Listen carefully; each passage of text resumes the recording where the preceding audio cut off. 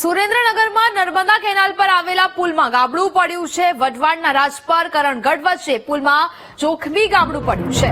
છેલ્લા 6 મહિનાથી સમારકામ માટે ગ્રામજનો રજૂઆત કરી રહ્યા હતા। તૂટેલા પુલમાંથી જીવના જોખમે પસાર થતા મજબૂર વાહન ચાલકો અને પુલ પરથી રોજ હજારો વાહનોની અવરજવર થાય છે। પુલ પર કોઈ દુર્ઘટના સર્જાશે તો જવાબદારી કોની? લોકો પુલના સમારકામ માટે તંત્ર પાસે સતત માંગ કરી રહ્યા છે। સંવાદદાતા સચિન ફોન લાઈન પર જોડાયા છે।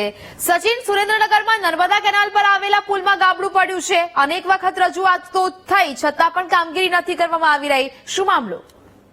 બીજો વાત કરવામાં તો સુરેન્દ્રનગર જિલ્લાના વઢવાણ તાલુકાના રાજપર અને કરણગઢ વચ્ચે આવેલી નર્મદા કેનાલમાં પુલ ઉપર છેલ્લા ઘણા ટાઈમથી ગાબડું પડ્યું હતું, જેને લઈને સરપંચો અને વાલીઓ દ્વારા અનેક રજૂઆત કરવા છતાં પણ ગાબડાનો કોઈ સમારકામ કે અન્ય કામ કરવામાં આવતું નથી, જેને લઈને મોટી દુર્ઘટના સર્જાય તેની રાહ જોઈ રહ્યા છે તેવું તંત્ર લાગી રહ્યું છે અને વહેલી તકે કાર્યવાહી કરવામાં આવે તેવી લોકોની માંગ છે।